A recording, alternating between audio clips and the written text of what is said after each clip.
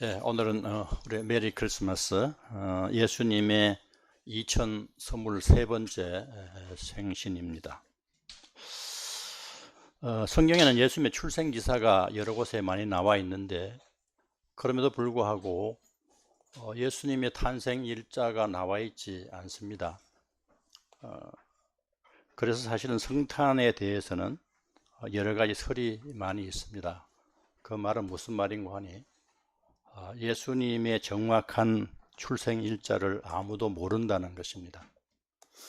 그래서 우리 믿음의 선배들은 크리스마스를 맞이하면서 예수님의 생일 날짜에 초점을 맞추기보다는 예수님이 왜 이 땅에 오셔야 됐고, 그분이 오신 의미와 뜻에다가 초점을 맞춰야 된다, 그렇게 말씀하십니다. 오늘 생일의 주인공이신 우리 예수님은 하나님의 아들이십니다. 우리의 왕이 되시고 우리의 주인 되시고 우리의 구원자 되십니다. 그분은 하나님이시면서도 인간이라고 하는 양립되는 두 가지 지위를 동시에 가지고 계셨습니다. 그렇기 때문에 온 인류의 죄를 대신해서 십자가에 달려 죽고 사흘 만에 부활하심으로 온 인류를 사망으로부터 구원하시는 구세주로서의 사명을 온전히 수행하실 수가 있었습니다. 바꿔 말하면 예수님은 하나님과 인간 중에 어느 하나의 신분만으로는 구세주로서의 사명을 온전히 수행하실 수가 없었다는 뜻입니다. 하나님이 공생에 들어가시기 전에, 예수님 공생에 들어가시기 전에 성령의 이끄심을 따라서 광야에서 40일간의 시험을 받으셨습니다. 이때 사탄이 제기한 시험의 핵심 키워드가 뭐냐 하면, 네가 만일 하나님의 아들이거든 이라는 것이었습니다. 사탄은 이 말을 예수님께 세뇌시키듯이 계속해서 반복해서 말씀합니다. 사탄이 이 말을 반복하는 이유는 예수님을 하나님의 아들의 지위에만 묶어놓고 묶어두고자 하는 그런 숨은 의도가 들어 있었습니다. 인간의 지위로 내려가서 십자가를 지지 못하도록 막고자 하는 것이었죠. 그 사탄의 시험은 한마디로 주님은 하나님의 아들의 위치에서 그 능력과 권능을 이용해서 십자가 없는 구원을 이루라고 한 유혹이었습니다. 그러나 십자가 없는 구원은 원천적으로 불가능할 뿐만 아니라 가짜 구원입니다. 이런 구원은 하나님이 원하시는 방법이 아니라 인간적인 방법이고 세상적인 방법이기 때문에 우리 예수님은 말씀을 근거로 이 유혹을 단호하게 물리치시고 말씀에 의지해서 십자가를 지기로 결단하심으로 사탄의 시험에서 승리하셨습니다. 그 당시에 이스라엘의 간절한 소원은 오래전에 성경의 예언대로 세상을 구원하실 구세주의 오심이었습니다. 왜냐하면 그들은 그때 로마에게 나라를 잃어버리고 식민지 백성으로서의 그 혹독한 탄압과 압제의 사슬 아래 신음하고 있었기 때문입니다. 로마의 착취와 기득권이 되어버린 타락한 종교와 게다가 대부분의 민초들은 하루에 3끼 끼니를 걱정해야만 했던 그런 엄혹한 시절이었습니다.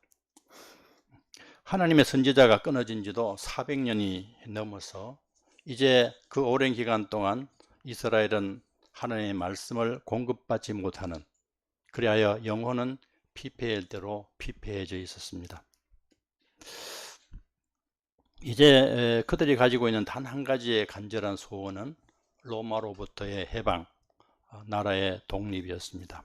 이스라엘은 성경이 약속한 구세주 하나님이 자기 땅에 임마누엘 하셔서 그분의 능력으로 이 나라를 독립시키고 그분이 친히 이 나라의 왕이 되셔서 자기들의 원하는 바를 이루어 주기를 원했습니다. 그분은 하나님이시기 때문에 그 하나님의 능력을 마음껏 발휘해서 저 무수한 돌덩이로 떡을 만들어서 자기들의 줄인 배를 마음껏 채워주는 빵의 메시아가 되기를 원했습니다. 예수님이 만약에 사탄의 유혹을 따라서 빵의 메시아의 길을 가기로 결단 내리시면 예수님은 굳이 그 고통과 저주의 십자가를 지실 필요가 없었습니다. 오히려 사람들로부터 열광적인 인기와 열렬한 환영을 받을 수 있었을 것입니다. 십자가 없는 메시아의 길이 가능했습니다. 이것이 사탄이 예수님을 부추기던 십자가 없는 구원이라는 의미입니다. 그러나 이것은 하나님이 계획하신 구원의 본질이 아니었죠. 하나님이 계획하신 구세주 메시지는 인간의 당면한 필요와 욕망을 충족시켜주는 빵의 메시아가 아니라 인간의 죄 문제를 영원히 해결해주는 구속주 메시아였습니다. 하나님은 에덴에서의 인간의 불순종으로 말미암아 이 땅에 들어온 죄가 이 세상 일만하게 뿌리임을 이미 아셨고, 죄 문제 해결 없이는 타락한 인간들의 회복을 위해서 백약이 무효임을 아셨습니다. 인간에게 그들이 원하는 모든 결핍과 욕망이 충족된다 할지라도 죄 문제의 해결이 없으면 인간은 영원한 불안과 갈증에서 해방될 수 없다는 사실, 그리고 이 문제의 유일하고 근본적인 해결은 자기의 외아들 예수님을 통한 십자가밖에 없다는 사실을 알고 계셨습니다. 왜냐하면 십자가만이 하나님의 상반된 이 두 가지 속성, 즉 공의와 사랑, 그리고 심판과 용서, 전혀 반대되는 이 두 속성을 동시에 충족시킬 수 있는 유일한 길이 십자가밖에 없었기 때문입니다. 그러기에 선악과 사건이 일어난 그 시점부터 우리 하나님은 십자가를 통한 인류 구원 계획의 밑그림을 이미 그리셨습니다. 오늘 창세기 3장 15절을 같이 한번 읽어보겠습니다. 시작. 내가 너로 여자와 원수가 되게 하고 네 후손도 여자의 후손과 원수가 되게 하리니 그 여자의 후손은 네 머리를 상하게 할 것이요 너는 그의 발꿈치를 상하게 할 것이라. 이것을 원시복음이라 그렇게 말합니다. 이 하나님 원시복음이 구체화된 것이 바로 십자가이죠. 하나님은 이 일을 위해서 자기 아들을 여자의 후손으로 이 땅에 보내시고 동정녀 탄생을 통해서 이 땅에 내려 보내셨습니다. 이 십자가 미션을 위해서 예수님은 하나님의 아들이시지만 동정녀 마리아의 몸을 빌어서 인간의 몸으로 임마누엘 하셨습니다.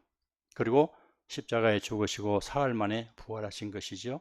이것이 성육신의 본질이고 성탄의 의미라고 할 수 있습니다. 우리 사복음서 역시도 예수님의 행적을 통해서 예수님은 하나님의 아들이시면서도 또한 완전한 인간으로 이 땅에 오신 온 인류의 구세주라는 사실을 증명하기 위해서 쓰여진 책입니다. 그런데 이 사복음서의 집필의 목적은 동일하지만 저자에 따라서 예수님을 인간이라고 하는 관점에서 기술한 책도 있고 처음부터 예수님은 하나님의 아들이라고 하는 그런 관점에서 접근한 책도 있습니다. 예수님이 인간이라는 입장에서 기술한 책이 마태복음, 마가복음, 누가복음입니다. 그래서 이 세 복음서를 관점이 같다고 해서 우리가 공관복음이라 그렇게 이야기하죠.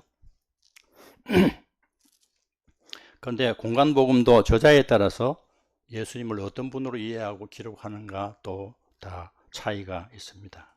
그래서 사복음서는 우리에게 예수님에 대해서 단층적으로 어떤 한 방향으로만 보여주는 것이 아니라 굉장히 다층적으로 다방면으로 심층적으로 보고 이해할 수 있다는 점에서 각 책마다 다 의미가 있습니다.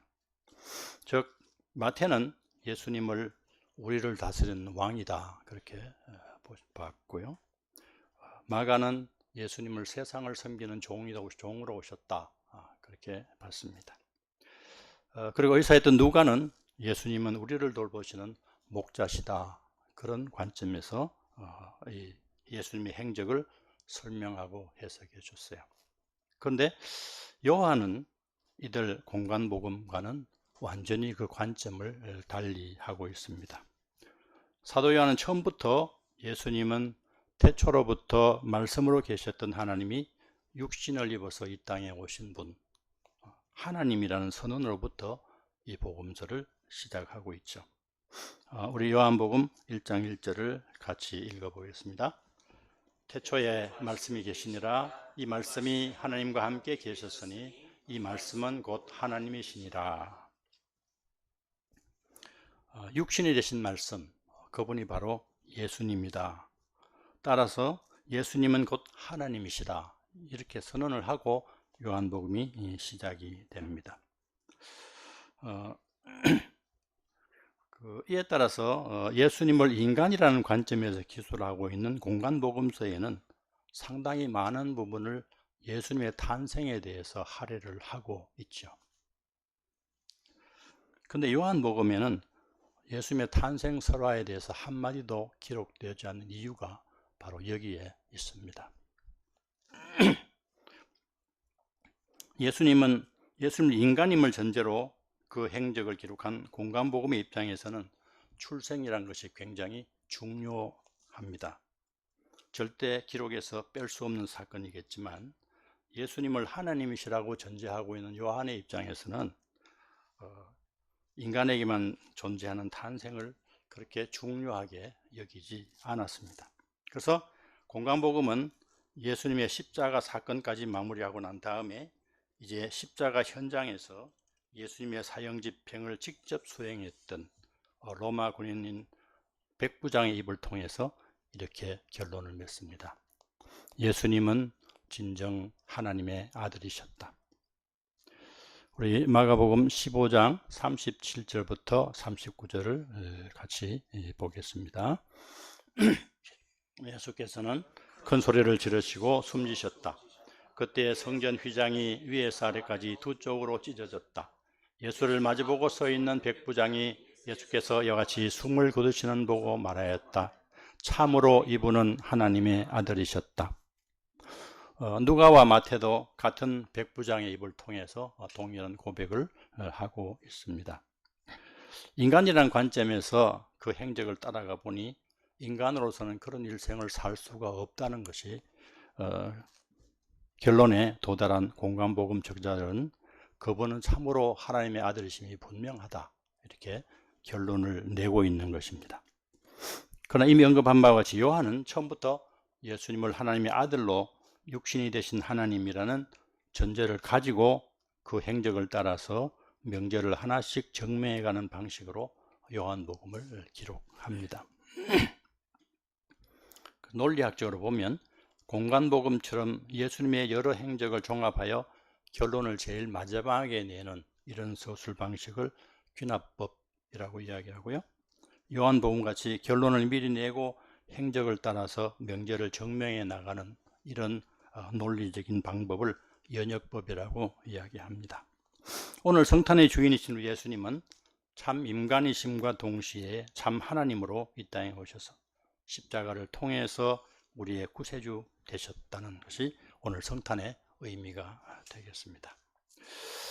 이제 오늘 읽은 본문 말씀으로 들어가서 좀 생각을 해보겠습니다. 오늘 본문 말씀은 나사렛 시골 처녀 마리아에게 임한 천사 가브리엘의 예수님의 탄생에 대한 소태고지로부터 시작이 됩니다. 천사 가브리엘은 미카엘, 라파엘과 함께 구약에 등장하는 3대 천사 중에 하나죠. 그가 맡고 있는 주된 업무는 예언과 계시입니다. 특히 가브리엘은 세례 요한과 예수님에 대한 탄생을 예고한 천사이기 때문에 우리에게 굉장히 익숙한 그런 천사이기도 하죠. 천사 가브리엘이 늙기까지 무자했던 요한의 아버지 사가랴의 가정에 세례 요한의 탄생을 예고하고 6개월이 흘렀습니다. 이번에도 역시 천사 가브리엘이 하나님의 보내심을 받아서 갈릴리 나사렛 동네의 한 시골 처녀를 찾아오는데 그의 이름이 마리아였습니다. 이 마리아는 우리 잘 아는 대로 예수님의 어머니 성모 마리아를 말하죠. 성모 마리아는 사실 가톨릭에서는 거의 신격화되어서 성부, 성자, 성령, 삼위와 같은 하나님과 같은 반열에서 성도들의 숭배와 사랑을 받고 있습니다. 그러나 개신교에서는 그녀의 존재를 예수님의 육신의 어머니로서 품행이 방정한 한믿음 좋은 순종하는 여인이었다, 이 정도로 생각을 하고 있습니다. 저는 마리아를 신격화하는 것은 너무 멀리 나간 것이지만 그녀의 행적, 말씀과 순종에 대해서는 우리 개신교의 평가가 너무 박하다 하는 그런 아쉬운 마음을 가지고 있습니다. 그래서 저는 이번 성탄절에는 본문 말씀을 중심으로 성모 마리아의 신앙과 믿음, 그리고 그분의 순종과 결단을 좀 집중적으로 조명을 해 보려고 합니다. 이때 마리아는 다윗의 자손 요셉이라는 청년과 정혼한 사이였죠. 그런데 천사 가브리엘이 이번에는 그녀의 몸을 통해서 구세주 예수 그리스도가 나실 것이라고 하는 예언을 가지고 온 것입니다. 이스라엘의 결혼 제도는 약혼과 결혼이라고 하는 두 단계로 나누어져 있다는 의미에서는 우리와 좀 비슷합니다만은 약혼 또는 정혼의 의미가 우리의 약혼과는 그 비중과 결이 많이 다르다는 점에서 우리와는 좀 다릅니다. 이스라엘의 결혼 풍습에 의하면 결혼 전 단계라고 할 수 있는 정혼 단계에서부터 비록 동거는 하지 않지만 법적으로, 율법적으로 부부로 인정이 됩니다. 약 1년 정도의 정혼 기간을 거친 후에 처녀에게 부정한 일이 드러나지 않으면 정식 혼인잔치를 통해서 아내로 맞아들입니다. 그런데 만약 이 기간에 특히 남자와의 관계에 있어서 불미스러운 일이 발생하면 정혼기간 중일지라도 간음죄가 적용되어서 돌에 맞아 죽습니다. 우리 신명기 22장 23절 24절을 함께 읽어보겠습니다. 한 남자와 약혼한 처녀를 다른 남자가 성 안에서 만나서 정을 통하였을 경우에 두 사람을 다 성문 밖으로 끌어다 놓고 돌로 쳐서 죽여야 합니다. 이스라엘은 여인의 순전 혼교를 목숨처럼 소중히 여기는 사람들입니다. 정혼한 처녀는 더욱더 그러하죠. 그래서 마리아는 정혼한 남편 요셉과 소박하지만 아름다운 시론의 스위트 홈의 꿈에 부풀어 마냥 행복했습니다. 남편 요셉은 지금 비록 가난한 복수이긴 하지만 사실 다윗의 자손으로 뼈대 있는 집안의 후손이었어요. 그는 의로운 사람이었고 타인에 대한 배려가 깊은 사람이었습니다. 마리아의 임신 소식을 알고서도 돌을 들고 달려간 것이 아니라 혼자만 알고 조용히 그 관계를 정리하고자 할 만큼 성숙한 내면성을 가지고 있는 그런 남자였습니다. 그녀는 이런 요셉만을 생각하면서 몸과 마음의 순결을 지키고 열심히 신부 수업을 하고 있을 때였습니다. 그런데 그녀 앞에 나타난 천사는 그녀에게 이해하기 어려운 인사를 건네고 있습니다. 28절을 같이 보겠습니다. 은혜를 입은 자여 평안할지어다. 주께서 너와 함께 하시도다.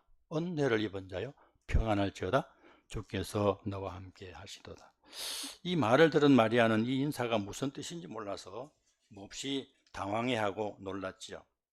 갑작스러운 천사의 방문도 그렇고 천사의 인사 말씀도 뭔가는 모르지만 심상치 않은 이름은 분명해 보여서 두려움이 많이 엄습해 왔습니다. 이에 천사는 두려워하는 마리아에게 동일한 말을 반복했습니다. 두려워하지 말아라. 그대는 하나님의 은혜를 입었다. 그리고 난 후에 가브리엘은 바로 본론을 말해줍니다. 그것은 성자 예수님의 수태고지였습니다. 남자를 알지 못하는 처녀인 그녀를 몸을 통해서 이 세상을 구원할 구세주가 태어난다는 것입니다. 그녀가 한 번도 꿈에서조차도 상상할 수 없었던 청천벽력 같은 놀라운 일이었습니다. 천사 가브리엘은 특히 태어날 아이의 이름까지도 구체적으로 알려주었죠. 31절 봅니다. 보라, 네가 잉태하여 아들을 낳으리니 그 이름을 예수라 하라. 예수의 뜻은 하나님은 구원이시라는 뜻입니다. 그리고 그분이 앞으로 어떤 일을 하고 어떤 분이 되시라고 하는 것도 구체적으로 말해주죠. 그녀의 몸에서 탄생할 그분은 이스라엘이 꿈에서도 그리던 바로 메시아였습니다. 그 메시아가 처녀인 자기의 몸을 빌어서 이 땅에 태어난다는 것입니다. 얼마나 놀랐을까요? 마리아의 이성과 지식과 상식을 총동원해도 이해가 가지 않을 뿐 아니라 특히 현재 그녀의 상황에서는 도저히 받아들일 수 없는 일이었습니다. 그것은 그녀에게는 영광의 소식이 아니라 그 인생이 파멸되는 것이었습니다. 2000년 전에 그 어목하기 짝이 없는 남성 중심의 가부장적인 사회에서 정원한 마리아에게서 임신은 죽음과 같은 것이었습니다. 그동안에 꿈꿔오던 요셉과의 아름다운 로맨스가 파탄이 나는 것은 물론이고 부정한 여인이라고 낙인이 한번 찍히면 그녀의 인생도 사회적으로 완전히 매장되고 마는 것입니다. 그뿐 아니라 율법의 엄중함이 이제 그녀를 돌에 맞아 죽을 수도 있는 그런 상황으로까지 내몰리게 될 것입니다. 마리아는 천사 가브리엘에게 이렇게 말합니다. 34절을 봅니다. 나는 남자를 알지 못하는데 어떻게 이런 일이 일어날 수가 있겠습니까? 인간의 상식과 생물학적 지식의 한계 속에서 그녀의 이 질문은 당연하고도 합리적인 질문이었죠. 그런데 마리아를 향해서 가브리엘은 이렇게 설명을 이어갑니다. 35절을 같이 읽어보겠습니다. 성령이 그대에게 임하시고 더없이 높으신 분의 능력이 그대를 감싸줄 것이라. 그러므로 태어날 아기는 거룩한 분이요 하나님의 아들이라고 불릴 것이다. 이어서 가브리엘은 나이가 많아서 생물학적으로 임신이 불가능하지만 하나님의 능력으로 임신이 된 엘리사벳의 예를 들어줍니다. 엘리사벳은 마리아의 친척이면서 세례 요한의 어머니이죠. 36절을 봅니다. 보라, 내 친족 엘리사벳도 늙어서 아들을 배었느니라. 본래 임신하지 못한다고 알려진 지 이마 6달이 되었나니. 뜻밖의 소식으로 인간의 이성과 생물학적 한계에 갇혀서 놀라움과 두려움에 떨고 있는 마리아에게 천사 가브리엘은 인간의 이성의 한계를 넘어서 하나님의 영역이 있다는 것, 믿음의 영역, 그리고 신비의 영역이 있다는 것, 그 가운데 성령의 능력이 있다는 것을 깨우쳐 주고 있습니다. 그의 살아있는 증인이 바로 요한의 어머니 엘리사벳이라는 것이죠. 그리고 천사는 이렇게 결론을 맺습니다. 10장 37절을 같이 봅니다. 하나님께는 불가능이 없다. 하나님께는 불가능이 없다. For nothing is impossible with God. 하나님께는 불가능이 없다. 드디어 마리아는 천사 가브리엘의 카운셀링을 마음으로 받아들였습니다. 죽을 만큼이나 힘든 일이었지만 하나님의 말씀에 의지해서 믿음으로 그분의 계획과 섭리를 마음으로 영접합니다. 죽으면 죽으리라 자신의 인생 전체를 건 위대한 결단을 내렸습니다. 38절 봅니다. 보십시오. 당신의 말씀대로 나에게 이루어지기를 바랍니다. 보십시오. 나는 주의 여종입니다. 당신의 말씀대로 나에게 이루어지기를 바랍니다. 이것은 고뇌에 찬 결단입니다. 자기 인생을 건 믿음의 결단이었습니다. 하나님 때때로 우리에게 이런 믿음의 결단을 요구하실 수 있습니다. 그리고 그녀의 목숨을 건 순종을 통해서 그분의 위대한 역사를 계획을 이루어 가십니다. 그래서 저는 이 결단을 참 눈물이 나도록 아름답고 숭고한 결단이요 순종이라고 생각이 됩니다. 믿음이라는 것은 이런 것입니다. 어떤 의미에서 신앙은 순종을 향한 결단이기도 합니다. 이 마리아의 믿음의 결단이 나사렛 시골 처녀 마리아를 성모 마리아로 변신시켜 낸 것입니다. 이것은 하나님이 마리아에게 베푸신 은혜와 마리아의 결단이 이루어낸 위대한 신앙의 합작품이라고 할 수 있습니다. 은혜라고 하는 말은 우리 기독교 신앙에서 가장 흔하게 사용하는 단어 중에 하나입니다. 사랑, 구원, 용서 이런 말과 함께 참 의미 있고 소중한 단어 중에 하나가 은혜라는 단어라고 생각을 합니다. 그런데 우리에게 있어서 이 은혜는 너무 흔하고 익숙하기 때문인지 아니면 공짜라는 의식 때문인지 잘 몰라도 현재 그 본래의 의미와 가치가 상당히 변질되고 상투화된 것 같은 그런 느낌을 많이 받습니다. 또 때로는 남용되고 오용되기도 합니다. 하나님이 우리에게 베푸신 은혜가 너무 많기 때문에 그 소중함을 인식하지 못하고 아무 생각 없이 살아갈 때도 있습니다. 이런 의미에서 저는 원래 성탄이 은혜라는 단어에 대해서 그 본래의 가치와 소중한 의미를 되찾게 되는 시간이 되었으면 하는 그런 바람이 있습니다. 천사 가브리엘은 마리아의 성령 잉태를 고지하면서 마리아에게 하나님의 은혜를 입었다는 말을 두 번이나 반복하고 있습니다. 이 은혜라는 말은 헬라어로 카리스라고 하는 말입니다. 그 뜻은 우리가 이미 알고 있는 대로 값없는 선물이라고 하는 뜻이죠. 값없는 선물인 이 은혜는 그 주어진 대상에 따라서 보편적인 은혜, 구원의 은혜, 사명의 은혜, 저는 한 세 가지 정도로 나누어 볼 수 있다고 생각을 합니다. 첫째, 보편적인 은혜입니다. 이것은 모든 인간에게 차별 없이 베풀어 주신 값없는 선물입니다.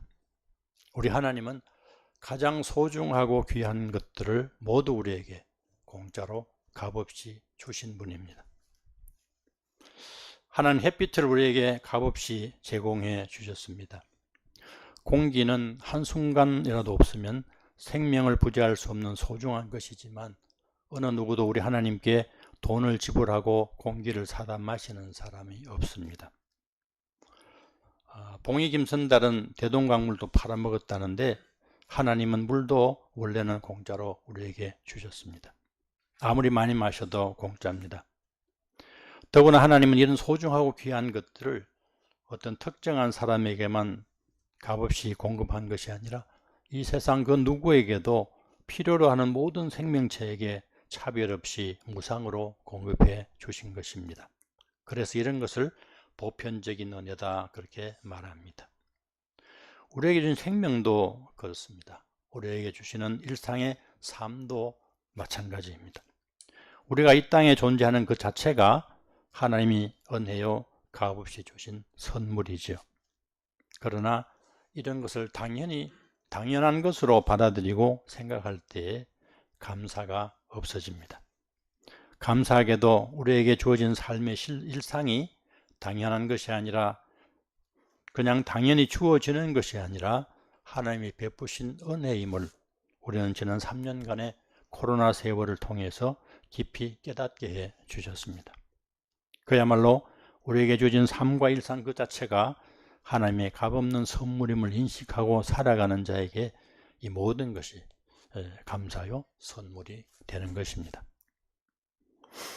두 번째는 구원의 은혜입니다. 이것은 특정한 인간, 즉 믿음의 사람들을 대상으로 베풀어 주시는 하나님의 값없는 선물입니다. 구원의 은혜는 하나님께서 우리 믿음의 사람들을 창세전부터 일방적으로 선택하시고 부르셔서 자기의 독생자 외아들을 통해서 베풀어 주신 것입니다. 하나님은 우리의 구원을 위해서 그 외아들 예수님을 십자가에 못 박아 우리의 죄값을 대신 치르게 하셨습니다. 그리고 죄로 인해서 죽을 수밖에 없는 우리 인생들에게 그야말로 아무런 대가도 요구하지 아니하시고 새로운 생명을 허락해 주셨습니다. 그런데 엄격히 말하면 그렇기 때문에 우리 믿음의 사람들에게 주신 이 소중한 구원은 값없는 선물이 아닙니다. 내가 나의 구원을 위해서 지불한 대가가 아무것도 없다는 의미에서는 값없는 선물이지만 우리 예수님이 그 대가를 십자가의 죽음으로 미리 지불하셨다는 의미에서는 우리의 구원은 하나님의 독생자 예수님의 몸과 맞바꾼 너무나 값비싼, 너무나 소중한 구원입니다. 우리의 구원은 그저 받았기 때문에 무가치하거나 사구려이거나 그렇지 않습니다. 오히려 반대죠. 우리에게 주신 구원의 은혜는 너무 귀하고 소중하기 때문에 값을 매길 수가 없습니다.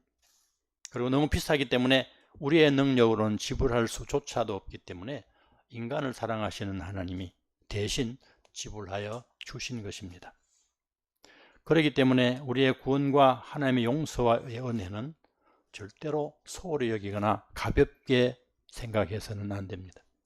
나치 치하에서 히틀러를 암살하려다가 형장의 이슬로 사라져간 본 회퍼 목사는 크리스찬들에 의해서 너무나 가볍게 취급되고 남발되고 있는 구원과 용서의 은혜를 값싼 은혜다, 값싼 구원이다 이렇게 질타했습니다. 구원은 값싼 은혜가 아닙니다. 너무 비싸기 때문에 하나님의 사랑으로 값없이 그저 주신 은혜일 뿐임을 우리가 다시 한번 깨달아야 할 것입니다. 세 번째는 대가가 필요한 은혜입니다. 이것은 구원의 은혜를 덧입은 자들에게 하나님의 영광스러운 사역에 함께 동참하게 하시는 부르심의 은혜이죠. 이 부르심을 우리가 사명이라고 합니다. 이 사명으로의 부르심을 통해서 우리 인간은 하나님 구원 역사에 참여하는 영광을 안게 됩니다. 능력이 있고 자격이 있어서 부르는 것이 아니라 하나님의 일방적이고 무조건적인 부르심이기 때문에 이 역시도 하나님의 은혜임이 분명합니다. 그러나 사명으로 부르시는 하나님의 은혜에 동참하기 위해서는 그의 합당한 대가가 요구됩니다. 이 사명의 부르심에 믿음으로 순종한 마리아는 나사렛 마을의 한 시골 처녀에서 예수의 어머니 성모 마리아가 되는 영광을 얻었습니다. 그러나 사명으로의 부르심의 은혜를 감당하기 위해서 마리아는 처녀로서 아이를 낳아야 하는 대가를 지불해야 했습니다. 사라는 약혼자 요셉과의 이별도 각오해야 했고 그와의 아름다운 가정의 꿈도 포기해야 했습니다. 자칫하면 돌에 맞아 죽을지도 모르는 최악의 상황까지도 각오해야 했습니다. 이런 마리아의 포기와 결단과 순종을 하나님은 그분의 구속 역사에 귀하게 사용하셨습니다. 우리의 신앙이 하나님께 항상 무엇을 요구하는 얻는 신앙이 아니라 마리아와 같이 그 부르심의 사명에 응답하기 위해서 우리의 모든 것을 포기하고 내려놓을 수 있는 신앙, 그 사명의 가치와 의미를 알기 때문에 기꺼이 대가를 지불할 수 있는 준비가 되어 있는 그런 신앙, 이것이 믿는 자들이 가져야 할 신앙의 지향점이고 우리 넘어서 신앙의 목표가 되어야 할 것입니다.